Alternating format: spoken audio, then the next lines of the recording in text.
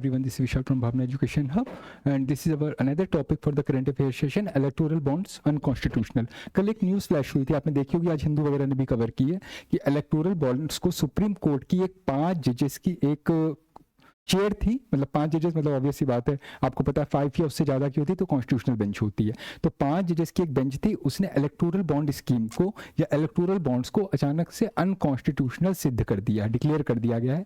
साथ ही साथ में एसबीआई इलेक्शन कमीशन को कुछ डायरेक्टिव दिए हैं, जिसमें एसबीआई को ये उन्होंने डायरेक्टिव दिया है कि आपने अभी तक जितना भी 2019 तक का जितना भी इलेक्टोरल बॉन्ड्स को इशू किया था, बिकॉज एसबीआई वाज रिलीजिंग और द ऑथराइजिंग अथॉरिटी, तो वो सब मैटर आप डिस्क्लोज करिए, पब्लिक डोमेन में डालिए। तो पहले समझिए इलेक्टोरल बॉन्ड्स हैं क्या।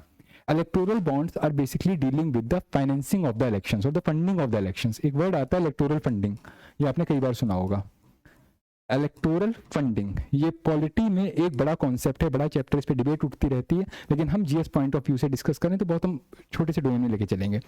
होता क्या है, जैसे फॉर एग्जांपल मैं हूँ, मुझे चुनाव लड़ना है, तो आपको पता है चुनाव लड़ना इतना आसान नहीं होता, मुझे उसके लिए कुछ पैसे की जरूरत होगी, ठीक है, कैंपेनिंग करनी पड़ती, पोस्टर्स अपनी जगह जगह लगवाने पड़ते हैं, फिर बाद में मुझे स्पीचेस देने पड़ेंगे, और स्पीचेस और उसकी भी बड़ी एक मजेदार बात होती है, एल्यूरमेंट्स की बात होती है। जैसे मैं कहीं पे स्पीच देने गया हूँ और मुझे कोई बहुत, देखिए अगर मैं बहुत बड़ा सेलिब्रिटी हूँ, लाइक अमिताभ बच्चन हूँ, हेमा मालिनी हूँ, तो मेरी शक्ल पे लोग बहुत सारे आ जाएंगे कि अरे ठीक, अमिताभ बच्चन आ रहे हैं, चलो उनको देखने के लिए चलते, शाहरुख खान आ रहे हैं, तो इनको बोलते हैं लाइक क्या बोलते हैं हम लोग, जैसे कहते नहीं, आपने एक वर्ड सुना होगा इलेक्टोरल कैंपेन्स में, सेलिब्रिटी वगैरह जो होते हैं इस टाइप की चीज़ों को करते हैं, इसके लिए अलग से पैसा निर्धारित होता है, ठीक है। लेकिन अगर मैं बहुत ही बड़ा फेस नहीं हूँ, ठीक है, मुझे बहुत लोग नहीं जानते, तो मुझे लोगों को अपने उसमें बुलाने के लिए, अपने मतलब जो स्पीच वगैरह मैं देने जा रहा हूँ या कैंपेनिंग कर रहा हूँ उसमें बुलाने के लिए कुछ एलिमेंट देने पड़ेंगे। जैसे अगर मेरे स्पीच सुनने आओगे तो साथ में पूरी सब्जी मिलेगी और एक कोल्ड ड्रिंक की बोतल दे देंगे, ठीक है। तो बहुत, भारत में आपको पता है भुखमरी जनता है, बिल्कुल गरीब है, खाने पीने को एक टाइम दे दीजिए तो कहीं भी 2-3 दिन के लिए झंडा उठा के खड़े हो जाएंगे, that kind of the thing चलती है। तो बेचारे पूरी सब्जी के चक्कर में बहुत सारे लोग आगे खड़े हो जाते हैं।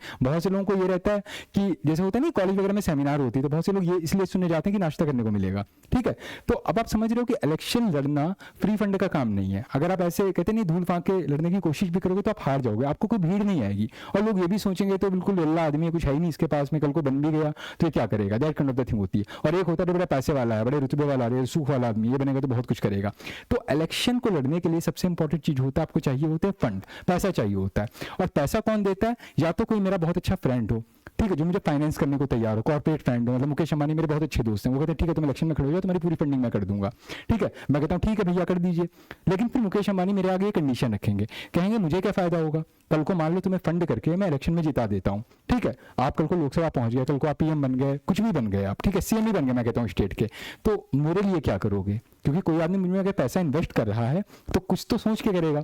तो मैं कहूंगा भैया यही कर सकता हूं मैं कि आपके फेवर में कुछ पॉलिसीज बना दूंगा मैं, ठीक है। तो आप समझ रहे हो, तो यहाँ कहीं ना कहीं जो इलेक्शन का मैकेनिज्म है वो कॉम्प्रोमाइज हो जाता है। तो एक कॉन्सेप्ट डाला गया क्राउड फंडिंग का, कि जब कोई आदमी चुनाव लड़ता है, मान लीजिए उसके पास पैसा ना हो, तो वो पब्लिक से पैसा मांगता है, वो कहता है भैया हमको चंदा दे दो। इस मामले में एक ही नाम बार बार उभर के सामने आता है, अरविंद केजरीवाल का। उन्होंने कॉन्सेप्ट उठाया था पब्लिक फंडिंग का या फिर क्राउड फंडिंग का, ठीक है। उन्होंने कहा कि मैं बिल्कुल नंगा आदमी हूँ, भूखा नंगा आदमी, मेरे पास पैसे नहीं है, मेरी आईआईटी से मैंने इंजीनियरिंग करी थी, उसके बाद मैंने नौकरी करके छोड़ दिया, आईएएस निकाला उसमें भी मैंने छोड़ दिया, आईआरएस में थे, तो मेरे पास कोई सेविंग ही नहीं है, मुझे कोई मुझ पर पैसे लगाने को तैयार नहीं है, मैं चुनाव कैसे लड़ूं। तो लोग जो होते हैं आंसू देख के बहुत जल्दी देवित हो जाते हैं। उन्होंने कहा कोई बात नहीं, आप संघर्ष करिए, हम आपको पैसा दे रहे हैं। तो उन्होंने सेंटीमेंट्स का यूज करते हुए, यूज नहीं कहूंगा मैं, उन्होंने पब्लिक अपील की, कहा भाई मैं इलेक्शन लड़ना चाहता हूँ, मैं लोगों के हितों में काम करना चाहता हूँ। नो डाउट उनकी अप्रोच बहुत अच्छी थी, क्योंकि इंडिया अगेंस्ट करप्शन जो मूवमेंट थी उसी पेज में आई थी। उन्होंने कहा मैं लोकपाल बिल ले आऊंगा, free electricity, free education, free mobility for women, सारी चीजें उन्होंने मैनिफेस्टो में डाली, बहुत सारी चीजें डाली थी, ठीक है।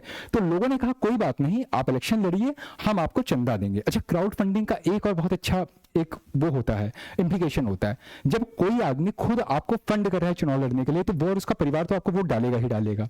आम आदमी पार्टी ने या उस समय जो भी ऐसी पार्टी थी जिन्होंने क्राउड फंडिंग की, उन्होंने इस चीज का बहुत अच्छा फायदा उठाया। उन्होंने कहा कि मैं हम लोगों से, देखिए आप एक होता है लोगों से अपील करते हैं कि आइए वोट डालिए, हमको वोट डालिए, और एक होता है कि आप सब में फ्री मेंबरशिप बांट रहे हैं, आइए आप भी आम आदमी पार्टी, उन्होंने खूब टोपियां बांटी, ठीक है, झाड़ू बांटे, कहा आप भी आम आदमी पार्टी के मेंबर हैं, मैं भी आम आदमी, आप भी आम आदमी पार्टी। अब मैंने मतलब सुनो, मैं किसी पार्टी के लिए टारगेट नहीं कर रहा हूं, बट आम आदमी party was the first party in India, you can call it, ठीक है, जिन्होंने इस मासिव स्केल पे इलेक्शन जो था क्राउड फंडिंग के बेसिस पे लड़ा था, ठीक है। वो किसी को भी, किसी भी एक कहते नहीं एक फिगर को, जो पब्लिक फिगर नहीं है उसको उठा के पब्लिक फिगर बना देते थे। उनके कई ऐसे नेता हैं जिनको कोई नहीं जानता था, जिनकी कोई पॉलिटिकल इनका बैकग्राउंड नहीं था, लेकिन ये लोगों से डायरेक्ट जुड़े। इन्होंने कहा आप हमको इलेक्शन में फंड करिए, तो लोगों को भी अटैचमेंट लगता था कि भाई इस आदमी के चुनाव में मैं पैसा लगा रहा हूँ तो ये मेरा आदमी है, ठीक है, मेरा बंदा है, तो कल को ये जाके चुन के जाएगा तो मेरे लिए काम करेगा। जैसे अभी तक अंबानी को लग रहा था, या अदानी को लग रहा था, या हो सकता है कोई भी बड़ा हो सकता है, टाटा जी हो सकते हैं, ठीक है। तो जब कॉर्पोरेट आदमी फंडिंग करता है तो उसकी एक्सपेक्टेशन क्या होती है कि मेरे द्वारा सपोर्टेड ये प्रतिनिधि जब जाके चुन के जाएगा तो कल को मेरे समर्थन में कुछ पॉलिसीज बनाएगा। हो सकता है वो business friendly, corporate friendly policy बनाए जिसमें मुझे एडवांटेज मिल जाए, कुछ ऐसे टेंडर्स निकाले जहां से मैं लॉबी करके भर सकूं, that kind of the thing. लेकिन जब एक कॉमन मैन बनाता है तो उसको ये एक्सपेक्टेशन होती है कि क्योंकि मैंने समर्थन दिया, मैंने पैसा दिया, तो ये आदमी एक कॉमन मैन के वेलफेयर में पॉलिसी बनाएगा।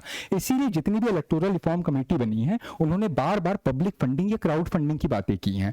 लेकिन हुआ क्या, 2017 के आसपास इंडिया के एक फाइनेंस मिनिस्टर थे जो कि अब नहीं रहे, ठीक है, हमारे बीच नहीं रहे, बीजेपी के ही थे, नाम नहीं लूंगा मैं, लेकिन अब ले सकता हूं क्योंकि इलेक्टोरल फंडिंग को ही हम इलेक्टोरल बॉन्ड्स को डिस्कस कर रहे हैं। अरुण जेटली जी थे, उन्होंने एक कॉन्सेप्ट लाया जिसका नाम था इलेक्टोरल बॉन्ड्स। उन्होंने कहा कि हम एक काम करते हैं, पॉलिटिकल पार्टीज या जो कैंडिडेट्स होते हैं उनको फंड तो लोग करते ही हैं, कॉर्पोरेट फंड करते हैं, इंडिविजुअल फंड करते हैं, छोटे शॉपकीपर करते हैं, हर कोई फंड करता है, तो ये फंड हम डायरेक्टली पैसे के मीडियम से नहीं लेंगे, ठीक है, वरना हम पे एलिगेशन लग जाएगा हम पैसे लेके काम करते हैं। बात वही थी, घुमा फिरा के की जा रही थी। इन्होंने कहा था इंडिया की एक या दो बैंक है, मान लीजिए एसबीआई है, एसबीआई कुछ इलेक्टोरल बॉन्ड्स को इशू करेगी, ठीक है। अगर किसी आदमी को मेरी पार्टी को चंदा देना है तो उसे कुछ नहीं करना, उन इलेक्टोरल बॉन्ड्स को खरीद देना है और उस पर्टिकुलर पार्टी के नाम से वो पैसा वहां पे जमा कर देना है। कि जैसे फॉर एग्जांपल मैं बीजेपी के नाम से इतने इलेक्टोरल बॉन्ड खरीद रहा हूं, दैट नॉट थिंग, ये पैसा कहां जमा होगा, एसबीआई में, एसबीआई ये पॉलिटिकल पार्टी को ट्रांसफर कर देगा। इसमें होगा क्या कि जो व्यक्ति डोनेशन दे रहा है उसकी आइडेंटिटी को एनोनिमस रखा जाएगा, यानी गुप्त रखा जाएगा, उसके बारे में कोई पब्लिक डिस्क्लोजर नहीं दिया जाएगा। फिर कई लोग कोर्ट चले गए इस बात को लेकर कि ये जो एनोनिमिटी का कॉन्सेप्ट आता है, ठीक है, ये ट्रांसपेरेंसी के अपोज में आता है। मतलब कोई भी पार्टी ये डिक्लेयर नहीं करेगी कि मुझे कितना पैसा इलेक्टोरल फंड के मीडियम से बना या किसने दिया। अब मान के चले मैं एक कॉर्पोरेट हूं, ठीक है, और मैंने अपने किसी दोस्त को आप मैजिकली 15,000 करोड़ रुपए इलेक्टोरल बॉन्ड्स के मीडियम से डोनेट कर दिए। अब आपके इतना पैसे एकदम से इलेक्टोरल बॉन्ड में नहीं डाल सकते, तो मैं टुकड़ों में कर दूंगा, ठीक है, किसी अपनी सब्सिडरी से डलवा दूंगा, किसी अपने दोस्त बिहार से डलवा दूंगा, लेकिन मैं अल्टीमेटली उसको फंड कर दूंगा। और सबसे इंपॉर्टेंट प्रिविलेज यहाँ पे क्या मिल रहा था, एनोनिमिटी का, कि कभी भी मेरा नाम पब्लिक में नहीं आएगा। तो इससे जो नेता उसकी छवि भी बच जाएगी, ठीक है, कि मैंने किससे पैसा लिया ये मुझे पब्लिक डोमेन में नहीं डालना है। इसीलिए बोला गया जब इलेक्टोरल बॉन्ड का कॉन्सेप्ट आया था कि ये कहीं ना कहीं इलेक्टोरल मालप्रैक्टिसेस को बढ़ाएगा, पॉलिटिकल पार्टीज को एक एनोनिमिटी प्रोवाइड कर रहा था, कॉर्पोरेट्स को एक एनोनिमिटी प्रोवाइड कर रहा था जिसमें उनको कोई पब्लिक डिस्क्लोजर ही नहीं डालना होता था, ठीक है। अब आप समझ गए यहाँ पे प्रॉब्लम क्या थी। इसी चीज को लेके कुछ लोग कोर्ट चले गए और अभी रिसेंटली लाइक 2023 में कोर्ट ने अपना जजमेंट रिजर्व कर दिया था और कल ही ये जजमेंट आया है जिसमें जस्टिस डी.वाई. चंद्रचूड़ जो इंडिया के चीफ जस्टिस हैं और जो उनके अलावा 4 और जज बैठे थे, 5 जजेस की बेंच थी, कॉन्स्टिट्यूशनल बेंच थी, उन्होंने डिक्लेयर कर दिया कि electoral bonds will be unconstitutional because they go against the very basic provision of good governance that is transparency. यहाँ ट्रांसपेरेंसी की बात ही नहीं हो रही थी। तो मैंने पूरी कहानी आपको बता दी, अब थोड़ा सा इसको समराइज करने की कोशिश करिए, ठीक है। 5 judge bench headed by Chief Justice of India D.Y. Chandrachud on February 15, that was yesterday, in a unanimous judgment. Unanimous का मतलब समझते हैं आप क्या होता है कि 5 लोगों की बेंच बनी है, पांचों ने एक ही बात कही, यूनानिमस। और अगर 2-3 का रेशियो होता कि 3 लोग कुछ कह रहे हैं 2 लोग, तो उसको बोलते हैं conflict verdict, that kind of the thing, ठीक है। तो यहाँ पे यूनानिमस जजमेंट था, 5 ही लोग एक बात कह रहे हैं मतलब सही होगी, है ना। Held that the electoral bonds scheme and preceding amendments made to the representation of people act, companies act and income tax act violated the voters right to information about political funding under article 19 बने। अब देखिए यहाँ पे कितने keyword आपको मिल रहे हैं। चंद्रचूड़ जी ने यह कहा कि जब ये इलेक्टोरल बॉन्ड का कॉन्सेप्ट लाया गया था तो कुछ कानूनों में अमेंडमेंट किए गए थे, जैसे रिप्रेजेंटेशन ऑफ पीपल एक्ट है, किसका है, 1950 का है, 51 का है, आपको पता है, ये पॉलिटी पढ़ी होगी। एक रिप्रेजेंटेशन ऑफ पीपल एक्ट आता है 1950 का है, 51 का है, जिसमें ये है डिमार्केशन ऑफ कॉन्स्टिट्यूएंसी होता है। अगर आप वोटर हैं तो आपके वो क्या है, मतलब किस बेसिस पर आप वोट कर सकते हो, आपको इलेक्शन में खड़ा होना है तो आप के क्या क्राइटेरिया, ये सब रिप्रेजेंटेशन ऑफ पीपल एक्ट से डिटरमाइन होते हैं, ठीक है। कंपनीज एक्ट होता है, इसके अलावा इनकम टैक्स एक्ट है, क्योंकि इलेक्टोरल बॉन्ड में ये भी प्रोविजन डाली गई थी कि जो पैसा आप किसी पार्टी को फंड कर रहे हो इलेक्शन में खड़े होने के लिए, ठीक है, इलेक्टोरल बॉन्ड को खरीद रहे हो, तो इट विल बी लाइक उस पर कोई भी इनकम टैक्स नहीं लगेगा। तो कई लोगों ने इनकम टैक्स बचाने के चक्कर में इलेक्टोरल बॉन्ड लेने शुरू कर दिए कि एहसान का एहसान लगेगा, अगले को बोल देंगे देखो तुम्हारी में फंडिंग की और हमारा जो ब्लैक का मनी था वो वाइट हो रहा है एक तरीके से, क्योंकि उस पर हमें इनकम टैक्स तो देना नहीं है, ठीक है। तो इन्होंने इनकम टैक्स एक्ट में भी अमेंडमेंट किया था, यानी कुल मिला के इसे कह रहे थे छाती पीट के चोरी करना, अगर मैं इलेक्टोरल बॉन्ड्स को एक वर्ड में समराइज करना चाहूं, क्योंकि अब तो गलत सिद्ध होगा तो मैं कुछ भी बोल सकता हूं, ठीक है। अभी जब तक ये चल रहा था तब तक बहुत सोच समझ के बोलना पड़ता था। अगर ऐसा बोल दो तो लोग कहेंगे, ये कह देंगे कि एडमिनिस्ट्रेशन में जा रहे हैं, ऐसी ऐसी बातें कर रहे हैं। अब तो बोल ही सकते हैं ना, जब सुप्रीम कोर्ट कह रहा है कि ये चोरी थी, खुलेआम चोरी सीना चोरी वाली बात थी, ठीक है, कि हम किसी भी कॉर्पोरेट से, किसी भी इंडिविजुअल एंटिटी से कितना भी पैसा ले सकते हैं, कुछ लिमिट्स लगाई गई थी, लेकिन देखिए हर एक के लूप होल होते हैं, ठीक है। और ये ट्रांसपेरेंट रहेगी, मतलब कोई आदमी जाके ये नहीं पूछ सकता है कि किसने तुमको कितना पैसा दिया, वो कह देंगे नहीं ओपेसिटी है, you don't have any right. और आपको पता है आर्टिकल 19 जो 1 पड़ता है right to freedom of speech and expression, उसमें एक राइट टू इन्फॉर्मेशन भी आती है, जो कि एक इम्प्लिसिट राइट है। राइट टू इन्फॉर्मेशन 2005 में आपका समवेयर, आपको पता है 2005 में क्या कॉन्सेप्ट आया था, देयर वाज समथिंग कॉल्ड, आपको पता है इंफॉर्मेशन कमीशन बनी थी, स्टेट इंफॉर्मेशन कमीशन है, चीफ इंफॉर्मेशन कमिश्नर होता है ना, there was something called that. तो ये बनी थी, एक स्टैट्यूटरी बॉडी के फॉर्म में बनाई गई थी, तो उसी में राइट टू इन्फॉर्मेशन आया था, और ये कहा गया था कि जो राइट टू इन्फॉर्मेशन है it is implicit right under article 19(1). तो अगर आप कहीं पे ट्रांसपेरेंसी चाहते हैं तो आपको इन्फॉर्मेशन देनी पड़ेगी। मतलब इमेजिन कर लीजिए कोई आदमी नेता बनता है, तो उसे इलेक्शन लड़ने से पहले अपनी इनकम को पब्लिक प्रोफाइल करनी पड़ती है कि मेरी ये इनकम थी, और जब वो 5 साल अच्छे से अपनी नेतागिरी कर लेता है फिर उसे अपनी इनकम को डिस्क्लोज करना पड़ता है। फिर हम ये कंपेयर करते हैं कि इन 5 सालों में उसने कितनी इनकम बढ़ा ली है। अगर बहुत ज़्यादा बढ़ा ली तो इसका मतलब बहुत घपला किया है, अगर उसकी इनकम स्टैग्नेंट है, ठीक है, तो इसका मतलब है चोरी चकारी नहीं कर रहा था, ठीक है। और कोई आदमी ये कह दे नहीं मैं अपनी इनकम को डिस्क्लोज नहीं करूंगा, इसको ओपेक रखूंगा, तो इसका मतलब आदमी चोर है, ठीक है। तो आप समझ रहे हैं, तो एक राइट टू इन्फॉर्मेशन होता है, ये सिस्टम में ट्रांसपेरेंसी लाने के लिए होता है कि भारत के हर नागरिक को अधिकार होना चाहिए कि जो पब्लिक फंक्शनरीज हैं, चाहे वो नेता हो, चाहे वो कोई भी पब्लिक सर्वेंट हो, आईएएस ऑफिसर हो, पीसीएस ऑफिसर हो, जजेस हो, ये सब बेसिकली आपके पब्लिक ऑफिसर या पब्लिक सर्वेंट की कैटेगरी में आते हैं। तो लोगों को अधिकार होना चाहिए कि किसके पास कितनी संपत्ति है, कौन किसका प्रयोग कैसे कर रहा है, या किसी कोई फंडिंग कर रहा है तो कैसे कर रहा है, क्योंकि ये चीजें डायरेक्टली कॉमन सिटीजन को इंपैक्ट करती हैं। अब आप कह दिए किसी क्या इनकम है वो मुझे कैसे इंपैक्ट करेगी, बिल्कुल करेगी। अगर एक चुना गया सीएम जिसकी जो सालाना इनकम थी, मान के चलिए या मंथली इनकम मैं कहता हूँ 19,000 या 20,000 रुपए थी, और सीएम बनते ही जो उसकी सैलरी 2.5-3 लाख आ रही है, मतलब अलाउंस वगैरह मिला के, उसके अलावा उसकी संपत्ति अचानक से करोड़ों में पहुंच जाती है, तो इतनी बुद्धि तो मैं रखता हूँ ना कि करोड़ आप कैसे कमा ली हो, ठीक है, इतनी तो सैलरी भी नहीं है आपकी, तो इसका मतलब आपने कहीं से पैसा लिया, इसका मतलब मेरे अधिकारों का हनन किया, you have violated some of my rights in order to favour और support some of your corporate friends, ठीक है। तो कहीं ना कहीं ये राइट टू इन्फॉर्मेशन जो है ट्रांसपेरेंसी या गुड गवर्नेंस के लिए बहुत इंपॉर्टेंट होता है। It provided a blanket anonymity to the financial contribution of the political parties and amendment made to the law allowing the rich corporation to make the unlimited political donations। आप समझ में आ गया? तो सुप्रीम कोर्ट ने ये चीज, ये मैं नहीं कह रहा हूं, ये मेरे कोई ऑब्जर्वेशन नहीं, सुप्रीम कोर्ट की ऑब्जर्वेशन है। उसने ये कहा कि जो राइट टू इन्फॉर्मेशन है इसका वायोलेशन था, इन्होंने companies act, income tax act, representation of people act, इसमें ऐसा तांडव किया, सब में अमेंडमेंट करके पूरी तरह से ट्रांसपेरेंसी को ब्लॉक कर दिया, ठीक है। To provide a blanket anonymity to the financial contributions to the fund, और ये कीवर्ड्स आप डायरेक्टली अपने मेंस में यूज कर सकते हैं क्योंकि सुप्रीम कोर्ट की ऑब्जर्वेशन है ये, ठीक है, इन्होंने अपने जजमेंट में यूज किया है, ठीक है। Supreme court declare the electoral bonds unconstitutional, ये मैंने हिंदू से स्क्रीनशॉट लिया है, that was all about it, ठीक है। तो supreme court ordered SBI to stop issuing electoral bonds, supreme court ने कल ही इलेक्शन इसको एसबीआई को ये आदेश दिया है। तो इससे एक चीज तो समझ आ गई आपको कि इलेक्टोरल बॉन्ड को इशू कौन कर रहा था, एसबीआई इशू कर रहा था। अब इस थोड़ा सा इस स्कीम के बारे में जान लीजिए, what was electoral bond scheme, ठीक है। The scheme it was notified by the government on 2nd January 2018। ये जो स्कीम थी एक्चुअली में 2017 में अनाउंस हुई थी, ठीक है। इलेक्टोरल बॉन्ड की स्कीम जो आपके उस समय के फाइनेंस मिनिस्टर थे अरुण जेटली, उन्होंने 2017 में अनाउंस की थी, और इसको नोटिफिकेशन जो था 2 जनवरी 2018 में आया था by then finance minister Arun Jaitley as an alternative to the cash donations made to the political parties as a part of effort to bring transparency.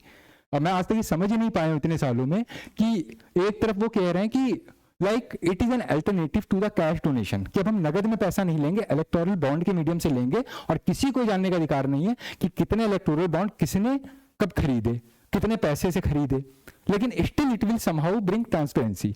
अब ये राज जो था उन्हीं के साथ चला गया, वो भी नहीं रहे और ये राज भी नहीं रहा, हमें नहीं पता कि ट्रांसपेरेंसी कैसे आने वाली थी, कुछ शायद गुप्त बात रही हो।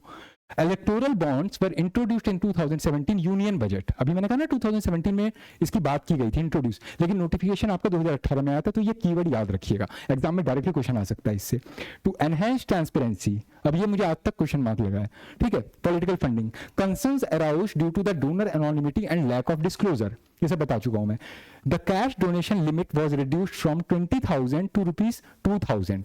अब देखिए ऐसा परसेप्शन बनाया गया कि ये चीजें ट्रांसपेरेंसी ला रही थी। उन्होंने क्या किया, कहा कि जो कैश की डोनेशन लिमिट है वो जो पहले 20,000 हुआ करती थी उसको हम 2,000 कर रहे हैं, while mandatory disclosure remained at 20,000।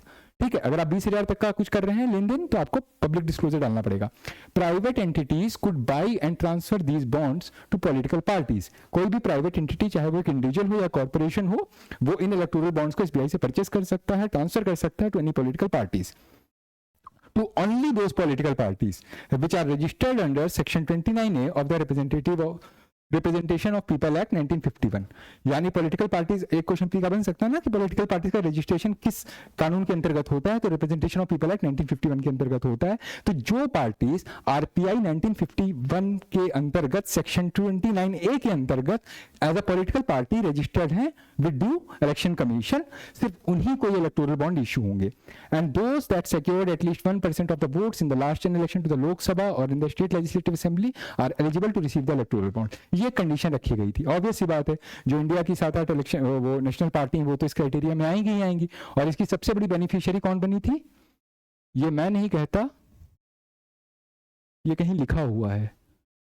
Anyway, somewhere I made a note of it also. The biggest beneficiary was that I think I suppose ये यहाँ पे मिस हो गया है। ठीक है, I prepared a chart for that also कि किस पार्टी को कितनी फंडिंग, somewhere around 6,000 करोड़ या उससे भी ज्यादा का अमाउंट था। अगर 1,000 करोड़ आईएनसी को मिला था, इंडियन नेशनल कांग्रेस को, तो 6,000 करोड़ जो था बीजेपी को मिला था, ऐसा डिस्क्लोजर में आया है। तो 6 गुना ज्यादा मिला था। तो ऑब्वियस सी बात है, आपको पता ही है 2019 के इलेक्शन में क्या हाल रहा होगा। Anyway, according to the Ministry of Finance, the purchaser would be allowed to buy an electoral bond only on due fulfillment of all the KYC norms and making payment from a bank account. It will not carry the name of the payee. यानी जो electoral bond था उस पर देने वाले का, देनदार का नाम नहीं लिखा होता था। वो तो बस वही जो दे रहा है उसको पता है, जो ले रहा है उसको पता है। ठीक है, electoral bonds would have a life span of only 15 days during which they can be used for donating only to the political party registered under. ये सब मैं बता चुका हूँ आपको। ठीक है, तो ये मिनिस्ट्री ऑफ फाइनेंस की वेबसाइट से लिया गया है। ठीक है, यानी मिनिस्ट्री ऑफ फाइनेंस जो था इन सब चीजों को देखता था। इंपॉर्टेंट चीज ये है। Now those amendments which were made to the particular mentioned acts like the representation of people act, income tax act, they remove the cap on corporate donations and disclosure obligation. तो technically एक चीज तो समझ में आ रही होगी आपको कि ये जब 2017-18 में इलेक्टोरल बॉन्ड की स्कीम लाई गई थी तो कहीं ना कहीं ये कॉर्पोरेट डोनेशंस और को सपोर्ट करने के लिए थी कि कॉर्पोरेट जो है बिना पब्लिक डिस्क्लोजर के, बिना किसी ऑब्लिगेशन के, एक एनोनिमस वे में पार्टीज को डोनेट कर सके bye purchasing of those electoral bonds. और क्योंकि जो लिमिट रखी गई है, जो क्राइटेरिया रखा गया कि पॉलिटिकल पार्टीज का रजिस्ट्रेशन जो इलेक्शन कमीशन के पास आरपीआई 1951 में होना चाहिए, मतलब जो नेशनल पार्टीज है उन्हीं को पैसा जाए। और उस समय वो कौन सी नेशनल पार्टी थी जिसको सबसे बड़ा फायदा होने वाला था, कौन सी वो पार्टी थी जो रूलिंग में थी, जो अभी भी रूलिंग में है, तो कहीं ना कहीं उसी को फायदा हो रहा था। They are promissory notes in denominations from 1,000 to 1 crore available only from the State Bank of India। बस आपको ये याद रखना है यहाँ पे। ठीक है, कि इसकी रेंज 1,000 से लेकर 1 करोड़ के बीच में हो सकती थी इन डिनोमिनेशन फॉर्म। ठीक है, और ये state of bank of India ही इशू करता था। Donors remain anonymous, known only to the bank. Bonds can be encashed by the political parties with the election commission registered bank accounts. The aim was to bring transparency, again a question mark, how to political funding and prevent the fund misuse, amending the various legislation for accountability and transparency in the political financing. The SBI shall submit the details of the electoral bonds purchased since 2019 to date by the election commission। यानी supreme court ने directive दिया SBI को कि अप्रैल 12, 2019 से लेके आज तक जितना भी पैसा आपको मिला है इलेक्टोरल फंडिंग से, ये सब आप डिस्क्लोज करिए, अन्यथा आप पे कार्यवाही की जाएगी। तो that was all about the electoral bonds. अब यहाँ पे just I want to sum up this particular topic. सबसे पहले इलेक्टोरल बॉन्ड्स होते क्या हैं, what they are about, funding of the political parties which are registered under the representation of people act section 29 है। ये सब आपको समझ में आ गया होगा। सेकंड चीज यहाँ पे आती है कि इलेक्टोरल बॉन्ड्स को इशू कब किया गया था, 2017 के यूनियन बजट में, जिसकी नोटिफिकेशन 2018 में आई थी जनवरी में। ठीक है, इशू करने वाले महापुरुष का नाम क्या था आपको पता ही होना चाहिए, इटली जी था। ठीक है, और इन्होंने सीना ठोक के यही कहा था कि it is all about to bring transparency in the system, but he failed to explain how, and after that ये राज चला गया। That is the thing. और आपको ये याद रखना है कि 2024 आपके वैलेंटाइन डे के एक दिन के बाद, यानी कि February 15 को आप जब वैलेंटाइन डे मना रहे थे तो सुप्रीम कोर्ट वहां पे बैठ के डिसाइड कर रही थी कि हमको क्या करना है, ठीक है। तो इन्होंने इलेक्टोरल बॉन्ड को नलिफाई कर दिया और एसबीआई को डायरेक्टिव किए, तो it was released by SBI. ये आपको कीवर्ड्स हैं जो आपको याद रखने हैं रिगार्डिंग द टॉपिक, ठीक है। इससे ज्यादा इसमें से क्वेश्चन नहीं बन सकते, बनेगा तो प्री में ही बनेगा। तो उसके बाद हम मूव करते हैं अपने सेकंड टॉपिक पे। एक ये और चीज न्यूज में रही थी कि Indo Nepal UPI NPI tie, Bharat और नेपाल का एक गठबंधन हुआ है, एक एमओयू साइन हुआ है, एक लिंक साइन हुआ है, where the central banks of India and Nepal on February 15 sign the terms of reference for integration of the UPI unified payment interface and national payment interface, ठीक है। Reserve bank of India and Nepal Rastra bank they signed, अगर पूछा जाए कि India की ओर से किसने sign किया है, रिजर्व बैंक ऑफ इंडिया ने, नेपाल की ओर से नेपाल राष्ट्र बैंक ने। इसका ऑब्जेक्टिव क्या है इस यूपीआई एनपीआई टाई का? Facilitating cross border remittance between India and Nepal by enabling users of these two systems to instant low cost fund transfer. Basically Bharat और नेपाल के बीच में इंस्टेंट फंड ट्रांसफर को फैसिलिटेट करने के लिए, यूपीआई के मीडियम से फैसिलिटेट करने के लिए एक पैक्ट साइन हुआ है। एग्जाम में एक वन लाइन में क्वेश्चन आ सकता है, with which country India has signed a pact to facilitate UPI based online transactions, ठीक है। तो आपका आंसर क्या होगा? नेपाल के साथ में। साइन करने वाली अथॉरिटी कौन सी है? इंडिया की ओर से आरबीआई सेंट्रल बैंक जो है, और वहां से नेपाल राष्ट्र बैंक। इसके अलावा यहां से कोई क्वेश्चन नहीं निकलता, बस एक बहुत छोटा सा टॉपिक है। एनीवे, एक और टॉपिक बहुत न्यूज में रहा था, इंडियन पीएम इन यूएई। ये न्यूज इसलिए इंपॉर्टेंट है आपके क्योंकि अभी आपने 2 दिन पहले, मतलब कल ही आया था कि दुबई में, यूएई में, अच्छा यूएई में और क्या हुआ है, अभी कॉप समिट हुई थी 2028 में, ठीक है। और कॉप समिट के बाद ये मोदी जी की सेकंड विजिट थी यूएई को, और जनवरी से लेकर अब तक, फरवरी तक, वो 2 बड़े मंदिरों का उद्घाटन कर चुके हैं। एक आपको पता है 22 जनवरी को अयोध्या में हुआ था, और अभी 15 फरवरी को, मतलब कल, आज 16 है ना, तो कल 15, हाँ ठीक है। तो उस दिन मोदी जी यूएई में एक और मंदिर का उद्घाटन कर रहे थे, ठीक है। इसीलिए न्यूज में आ गया है। तो we will talk something about the temple as well as the Indian PM visit to UAE. हो सकता है एग्जाम में क्वेश्चन पूछ ले कि recently Indian PM visited UAE how many times, तो ट्वाइस। अभी कॉप समिट में गए थे 28 में, वो भी आपकी यूएई दुबई में हुई थी, और अभी फिर ये फरवरी में गए थे। तो कभी कभी पीसीएस में स्टेप के क्वेश्चन आ जाते हैं, ठीक है। और वो क्यों गए थे? खाली मंदिर का फीता काटने गए थे कि हो सकता है उसने, पीएम ने बुलाया हो कि नहीं आप कॉप में आए थे, बहुत अच्छा लगा, दोबारा मिलकर कॉफी पीते? नहीं, यूएई में एक वर्ल्ड गवर्नमेंट समिट हो रही है 2024 में, ठीक है। उसमें मोदी जी को as a guest of honour बुलाया गया था। तो आपको ये याद रखना है, अगर एग्जाम में क्वेश्चन आता है, वर्ल्ड गवर्नमेंट समिट 2024 कहां हुई थी, आपको याद रखना यूएई में हुई थी। उसमें इंडिया से गेस्ट ऑफ ऑनर कौन जाएगा? ऑब्वियस सी बात है, मोदी जी जाएंगे, वही जाते हैं हमेशा, ठीक है।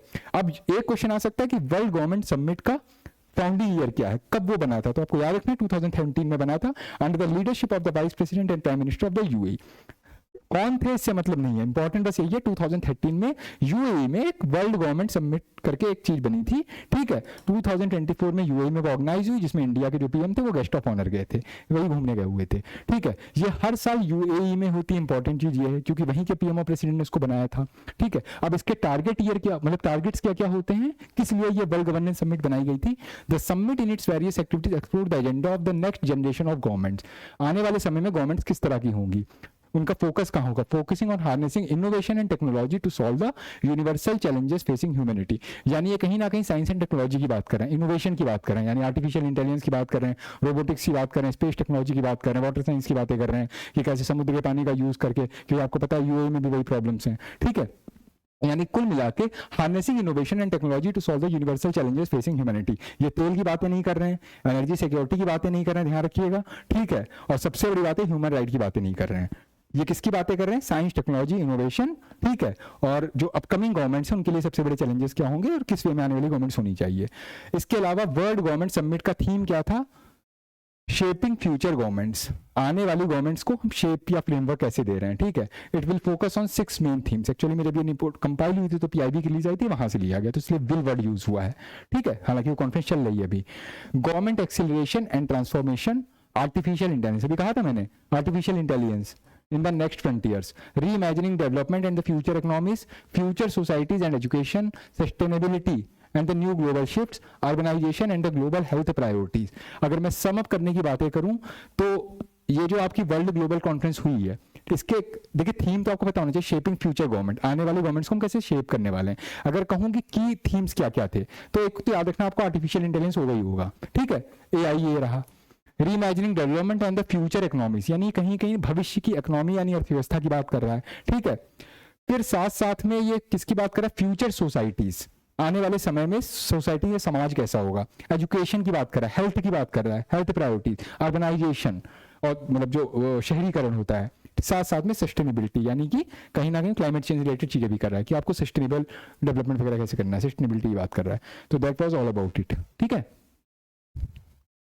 अब इसके अलावा यूएई से जुड़ी हुई एक और न्यूज इंपॉर्टेंट थी कि मोदी जी अगर वहां गए वर्ल्ड ग्लोबल कॉन्फ्रेंस में, क्या गेस्ट ऑफ ऑनर मिला, क्या मोदी जी पहले भी यूएई गए थे, ये उनकी सिर्फ पहली या दूसरी विजिट थी, इनके टर्म की ये कौन सी विजिट थी। 2015 में मोदी जी पहले भी यूएई जा चुके हैं, और जब वो उस समय गए थे तो वहां के जो भी मतलब उस समय हेड ऑफ स्टेट थे उनसे बात हुई थी, और उन्होंने एक मंदिर को लेके इनसे प्रॉमिस किया था कि हम गवर्नमेंट से कुछ लैंड आपको प्रोवाइड करेंगे जहां पर आप टेम्पल कंस्ट्रक्शन कर सकते हो। तो आप सोचोगे कि दुबई जैसी जगह में, जो कि बेसिकली सऊदी अरेबियन पेनिनसुला पे मतलब बेसिकली तो उसी रीजन में आता है।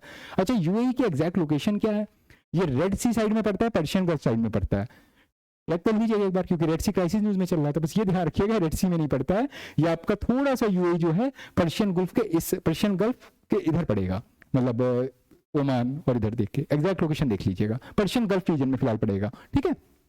लोकेशन पूछेगा ज्योग्राफी में। एनीवे, तो मोदी जी ने साथ साथ में, उनके साथ एक चीज है ना, जब कहीं जाते हैं तो 10-12 काम एक साथ निपटा ही लेते हैं। तो पहली बात ये 2015 में एक बार पहले भी जा चुके हैं, वादा तो तभी हुआ था ना, पूरा तो अब हुआ है, ठीक है। तो ग्लोबल कॉन्फ्रेंस तो थी, अभी वर्ल्ड ग्लोबल कॉन्फ्रेंस जो चल रही थी, इसके साथ साथ में जब गए लगे हाथ तो सोचिए लोग मंदिर का उद्घाटन कराते हैं। तो 2015 में इनको जो जमीन मिली थी वहां पर एक टेम्पल का कंस्ट्रक्शन चल रहा था।